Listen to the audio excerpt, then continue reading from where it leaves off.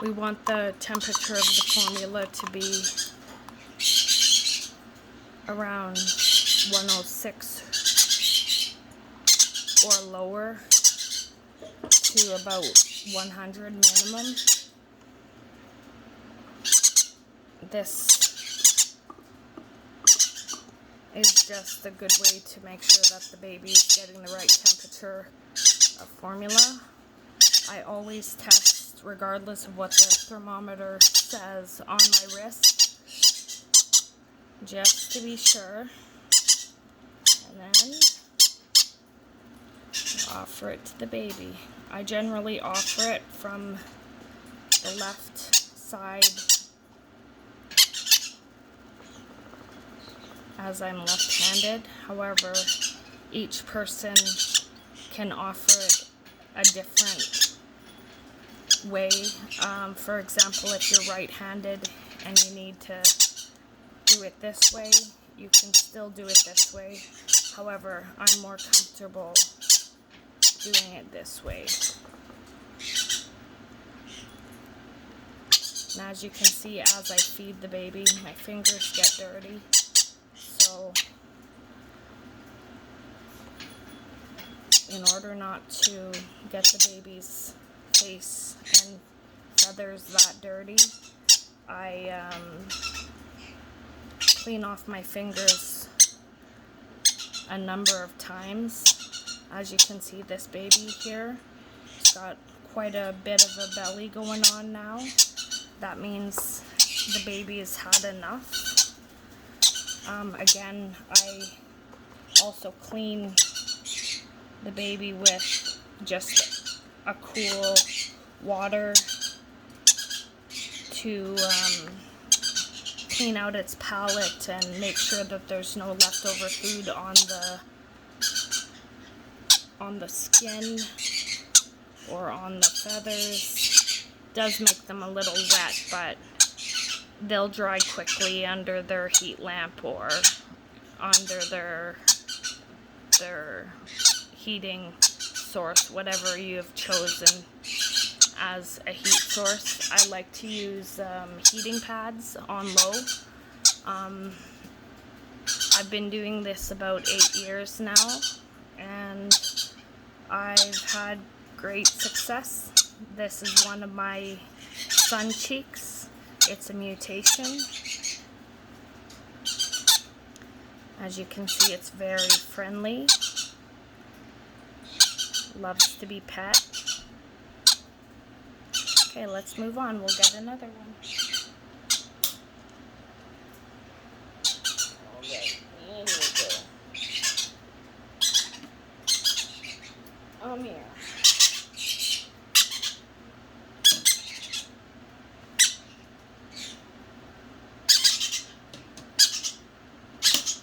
Hold on. Let go my shirt. There we go. This is another sun cheek. It is about the same age or a few days younger than the one I just showed you. Come here, baby. Always be careful when picking the baby up off of a towel or off of any type of material, as its toenails can get caught in things, and it is easy to rip the baby's leg out of joint, or rip the toenail out, or break the toe. So it's just best to be really cautious and careful when dealing with your baby conure.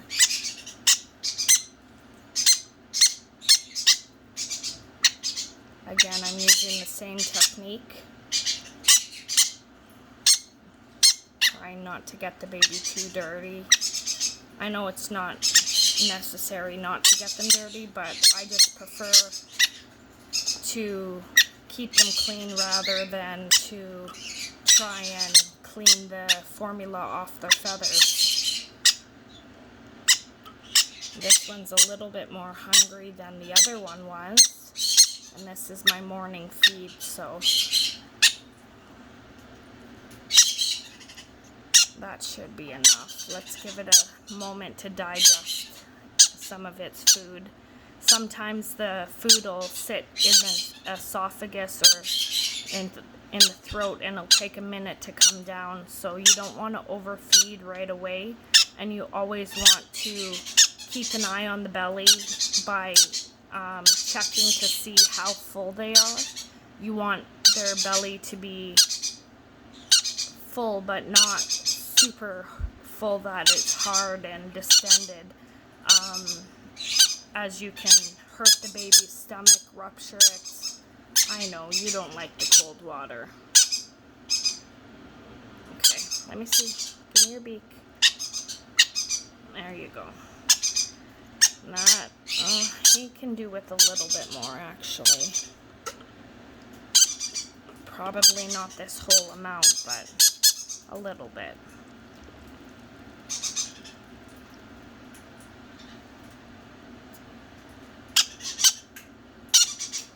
Especially if you're going in for a second round of feedings, check every few ounces or few milliliters, because, or cc's, I guess you would say, every few cc's, because you don't want to overfeed your baby. You don't want to cause it any discomfort.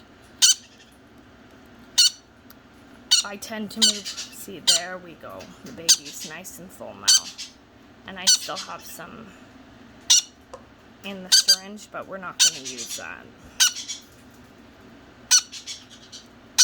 And then as I'm picking the baby up, I wait until both of its feet are clear.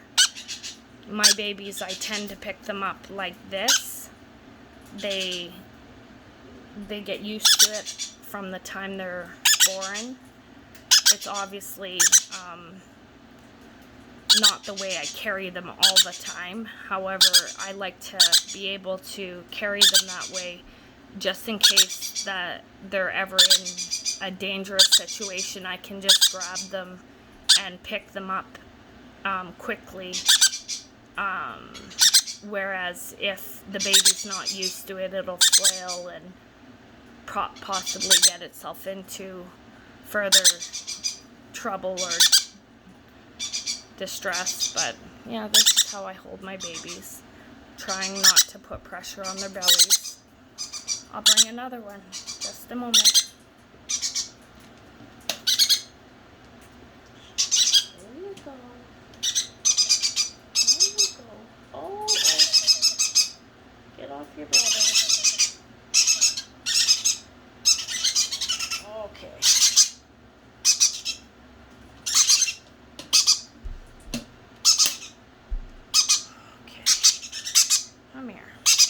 This is my youngest sun cheek at the moment.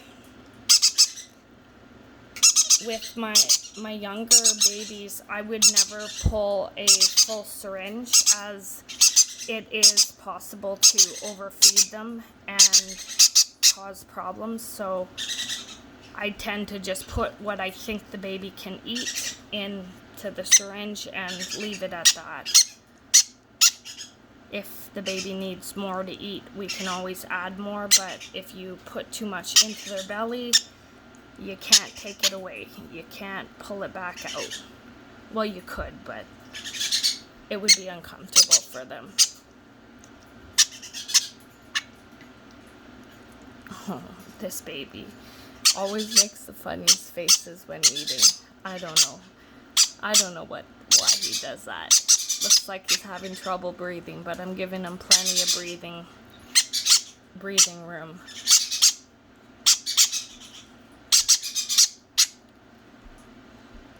Feeding should not be rushed. It should be something you do slowly and carefully every time. You don't want to injure your baby because you're in a rush or don't have time to feed them correctly. When your mind's not in the game, then you can easily injure them. And I know I'm talking a lot about injuring them, but I just want to make a point that feeding a baby conure is a great responsibility. You've taken it from its mother to feed it, or you've had somehow gotten a green cheek conure that you need to feed, whether it be due to you being a breeder and wanting to hand raise, or whether it's its parents are deceased and you need to feed it. It requires a lot of time and energy, and is generally better left up to the experts. See this one, he's got a good hold on the towel here, so we're just gonna loosen up its feet. There we go. Come here. This is a good baby. See, I try and teach my babies really young to how to bond, and bonding with a bird is difficult even when they are babies, because we are predators to birds, and they see us as predators unless we teach them otherwise. So always use gentle touching, gentle hands. Never be forceful with your bird unless the bird is in danger and you must move fast. Always move slowly and gently with your baby. And I have more babies.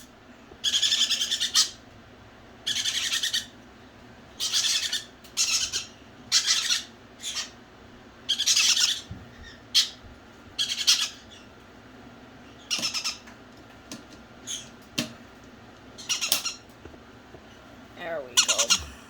Flatten out that mat. Sit down. This is a young green cheek conure. A regular green cheek conure, and you can see the difference in the down and the coloration of the beak. And he's very hungry. I just figured I should do a few videos to help people who find themselves in a situation where they need to hand raise a baby, and give them a few tips.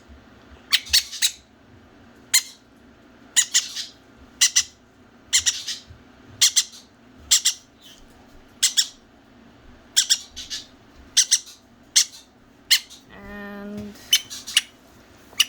this baby is generally a really good eater for me, but again, I'm going to test its tummy every few minutes to make sure that I'm not going to overfeed. You want some more? No? Mommy, look at your stream. How do you do?